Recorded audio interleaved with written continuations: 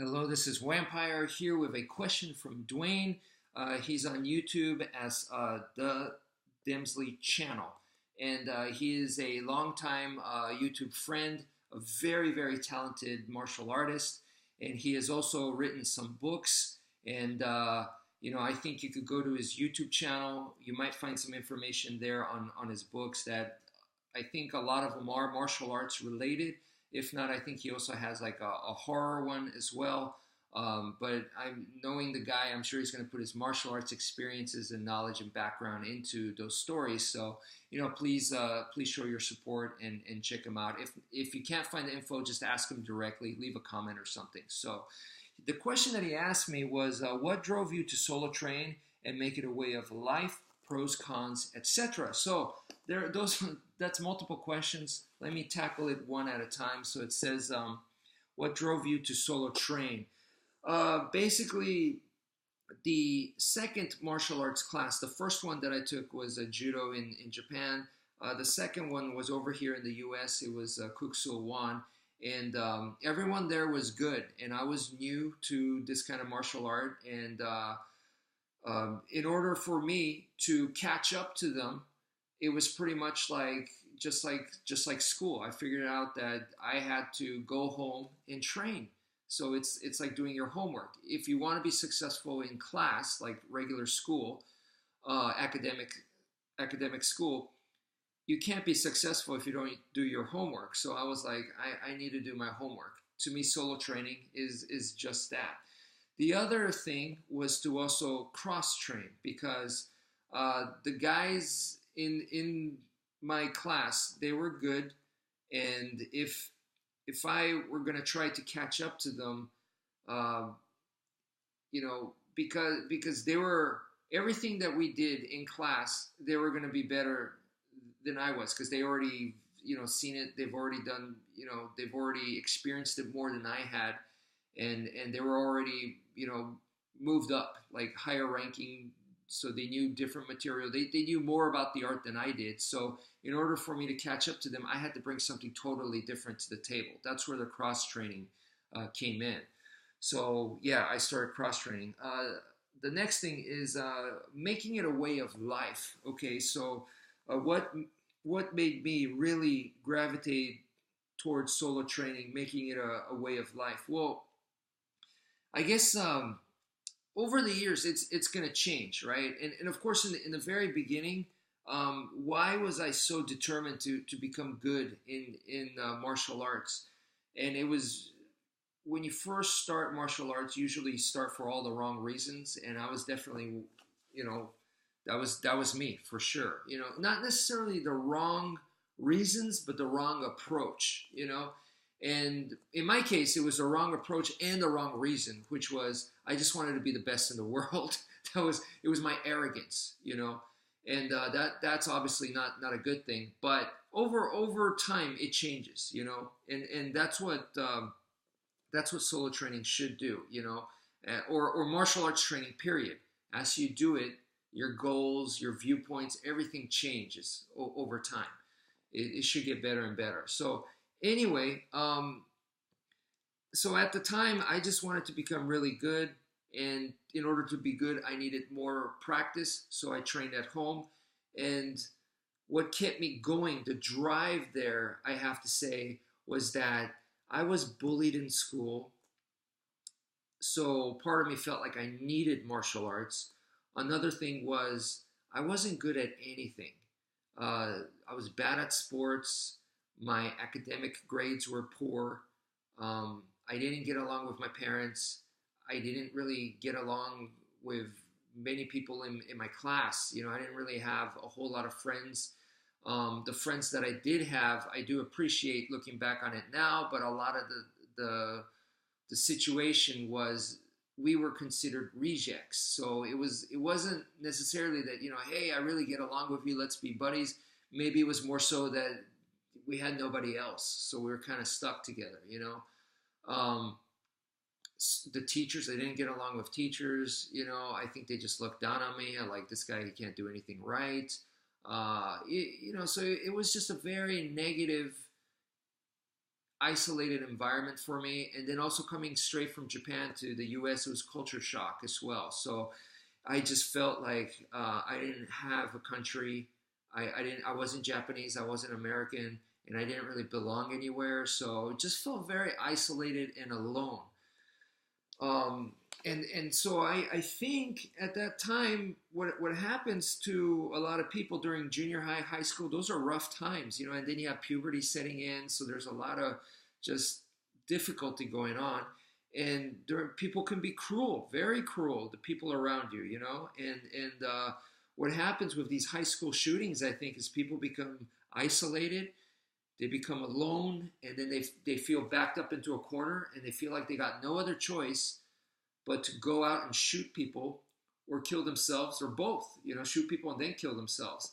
And I was there. I felt that way. I felt backed up into a corner. Thankfully, I had martial arts, and with the martial arts, you know, the main thing is you're doing martial arts to become stronger, mentally, physically, spiritually, everything, stronger. So I was becoming stronger, and to me, I've thought about suicide many, many times, but I saw suicide as I could do that at any time, and that's weak. That's a weak thing to do. So why do it? You know, why not hang in there and fight it out? So that was kind of the viewpoint I had. Also, the same thing with going out and shooting people and killing people or whatever. You know, I had that much anger too, but I was like, why do that?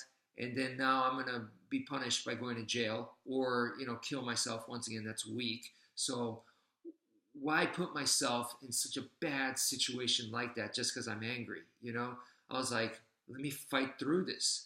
So the martial arts kind of gave me that code and that perspective of let's become stronger. And you could do that stuff at any time. That's easy. Those are the easy way out. A warrior doesn't do that. So let's become strong. And that was my goal. And so and there were many times where, you know, I hit rock bottom. There's a girl I liked in high school or whatever, and she didn't like me back or whatever. And, you know, but I would always say to myself, I had Marsha. Marsha is martial arts. So, you know, Marsha was always there for me. That's kind of the way that I viewed it. So no longer was I alone. I always had martial arts there, you know, to mess around with, to work on, to keep myself engaged. And I did, for sure, you know. And the asthma, I had severe asthma, but the martial arts kind of like, I kind of felt like the more that I trained, it allowed me to do more physically. Even though I would still get asthma really bad, but it helped me, you know, feel, at least for a short period of time, like Superman. You know, I was doing stuff that I see in the movies, like Bruce Lee or Chuck Norris or Van Damme or whatever, you know, and it made me feel great. It was the stuff that I'd see in comic books and movies and whatnot, and I'm like, here I am. I'm actually doing this stuff. It's me, you know, and so that felt great. Okay, so next question, pros and cons, okay? So the pros, I think I listed a lot of pros already, you know, that it can give you confidence and help you in many ways become stronger. And once you start becoming stronger, you know, it helps you become healthier, you know, a lot of benefits there. A lot of benefits there to solo training, just training in martial arts, period. So the cons, what is the negative stuff? The negative stuff I would have to say is that it's so easy to become arrogant and to think that you're good enough, or to think that you're really good, or, you know, to start thinking that you're better than other people, and you start criticizing others, and you go, look, I'm so awesome. I found the way I'm doing it is correct. Everybody else is wrong. You know, people are stupid. You know, you start viewing things that way. It's so easy because it's, once again, people get lost in their own heads. And because you're solo training, that happens. It's a very natural part of it. And I see so many negative comments on YouTube, and that's what's happening there. You know, there's a lot of that is that. So I've been there myself, and that's not right. You got to move out of that. Okay, you have to move out of that, and that's part of the training, is to go through that and then to come out of it. If you're still stuck there, you have to have a code of honor, and that's one of the things that martial arts gives you. It's a pros. One of the pros is that it has a code of honor. So even if you start getting, very arrogant, which I did, hopefully you'll be kind of like a Darth Vader, where it's like you have a twisted sense of code of honor, but that code of honor will hopefully, start to kick in more and more, and then you'll start to become more and more positive, and that's what's important, because remember, even in Return of the Jedi, at the end, Darth Vader, converts back to good, so that is important to have that code of honor and don't let it go, and if you're training properly, whether it's solo training or just in martial arts, period, if you're doing it properly and it's not for ego, it's not for all the selfish and bad things, or just to make money, or to trick people, to dominate people, to feel better about yourself by belittling others or beating up on others. Oh gosh, all those terrible things that can happen in martial arts and cult martial arts and stuff like that, all the deception and negativity there. If you're doing it properly, at least trying to, it's like science. It should be self-correcting. The path itself, just walking on the path.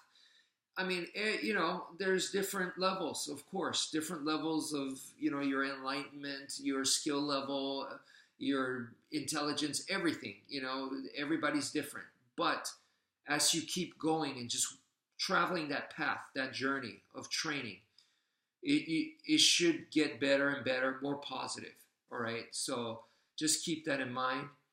And the proper way is, it's so crazy. It's so weird in a sense, because you are studying the art of war. And as you study the art of war, as you get better and better at it, you should be walking the path of peace more and more. In other words, the war should make you appreciate peace in a sense. So, that's kind of the Zen idea there, So anyway, that's it for the question. Thank you, Dwayne, for the excellent question. And thank you all for listening, and take care, folks.